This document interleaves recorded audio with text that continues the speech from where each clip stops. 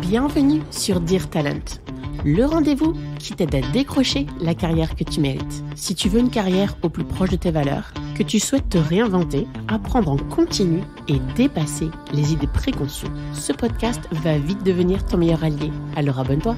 Je suis Aurore Nicollet, coach et experte en recrutement. Chaque semaine, je partage sans compter des astuces concrètes et des méthodes actionnables afin de faire grandir ta carrière et avoir celle que tu mérites. À tout de suite et bon épisode.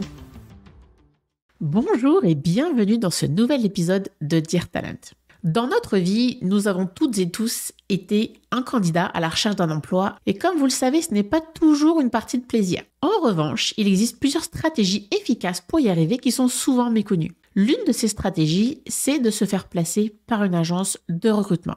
Aujourd'hui, je vais vous présenter les avantages et les inconvénients à se faire représenter par une agence de placement. Avant d'aller plus en détail, il est important de comprendre ce que c'est qu'une agence de placement et quelle est la réalité des recruteurs dans les agences, car elle est très différente de ceux qui travaillent directement au sein d'une entreprise. Les agences sont généralement spécialisées dans un domaine bien précis. Donc, elles peuvent être spécialisées dans tout un tas de domaines, que ce soit finance, IT, que vous soyez bilingue, que vous soyez un exécutif, en digital, en marketing, en bâtiment, enfin, peu importe votre domaine d'activité, c'est sûr, il y en a une. Et même les très grandes agences vont être spécialisées dans plusieurs domaines et en fonction du niveau d'expérience recherché par les entreprises. Le rôle de recruteur en agence, c'est un rôle qui est plutôt orienté vente et développement. Et le service qui est vendu, eh bien, c'est de pouvoir trouver le ou la candidate recherché. Et je vais vous donner un exemple concret.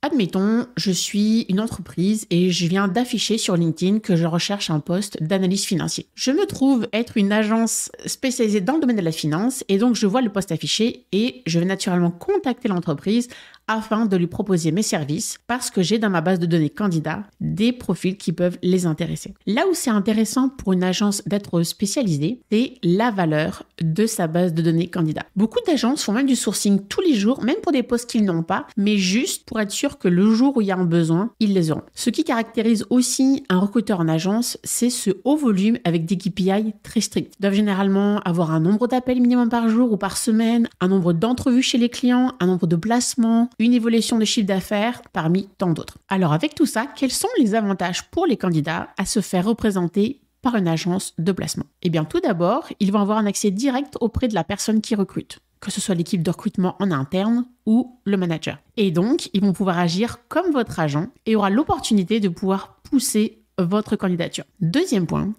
ils vont pouvoir vous donner un feedback peut-être plus transparent sur ce que vous devez améliorer. Ils pourront vous dire exactement ce qui va, ce qui ne va pas dans votre CV. Généralement, ils vont pouvoir vous préparer aux entrevues et donc ils vont pouvoir, pareil, vous donner du feedback sur ce que vous devez améliorer. Un autre avantage également, c'est que les agences peuvent travailler sur des recherches dites confidentielles. Alors, qu'est-ce que c'est qu'une recherche confidentielle? C'est lorsqu'une entreprise a pris la décision de licencier un de ses employés et qui ne veut pas avoir de bris de service entre la personne qui va quitter et celle qui va commencer. Ce sont donc des postes qui ne seront jamais affichés au sein de la dite entreprise et les candidats doivent généralement signer un accord de confidentialité avant que l'entreprise qui recrute soit divulguée. Autre point, si tu viens d'un autre pays, cela peut être aussi une belle opportunité pour trouver peut-être plus facilement du travail dans la mesure où le recruteur n'a pas de biais à ce niveau-là. Ça peut être également un gain de temps. Aujourd'hui, si tu travailles énormément et que tu n'as pas le temps de chercher un nouvel emploi, tu peux directement demander au recruteur de pouvoir te placer. Alors maintenant que nous sommes passés à travers les avantages, il est temps de se pencher sur les inconvénients pour les candidats. Alors, dépendamment de l'agence, mais surtout du recruteur, cela peut être très transactionnel.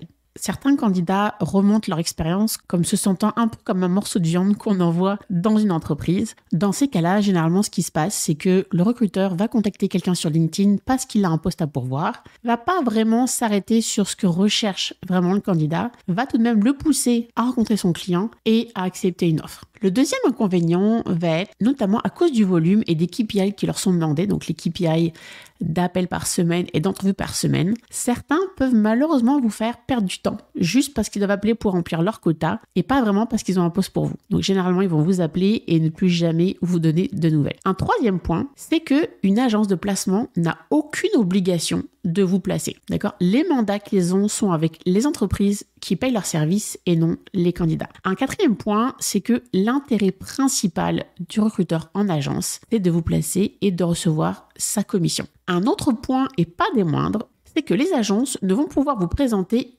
uniquement que chez les entreprises pour lesquelles ils ont été mandatés. C'est-à-dire que si ils vous présentent l'entreprise ABC, mais que vous êtes intéressé par l'entreprise EFG, mais s'ils n'ont pas été mandatés par l'entreprise, ils ne pourront pas vous présenter. Un dernier point, c'est que une entreprise donne rarement l'exclusivité à une agence. Et elle va généralement recruter de son côté également. Et lorsqu'une entreprise se retrouve face à deux bons candidats et qu'un vient avec des frais d'agence et pas l'autre, c'est généralement le ratio coût-bénéfice qui l'emporte. Vous l'aurez compris, une agence de placement est un outil comme les autres pour trouver votre prochain emploi. Ce qui est important, c'est que vous trouviez un recruteur avec qui vous avez confiance et être sûr que vos intérêts sont alignés. Si vous êtes en recherche active, je vous encourage vivement à mettre toutes les chances de votre côté. N'hésitez pas à travailler avec une agence, mais aussi à chercher de votre côté. Ce qui compte, c'est de ne pas mettre vos œufs dans le même panier. Cet épisode est maintenant terminé. Pour la suite, je vous donne rendez-vous sur LinkedIn où j'ai justement fait un post sur le sujet. Je suis vraiment curieuse de lire vos commentaires et d'avoir votre retour d'expérience avec les agences de placement. Et en attendant, on se dit au prochain épisode. Si tu as aimé cet épisode, tu peux le partager ou lui laisser 5 étoiles sur Apple Podcast ou Spotify.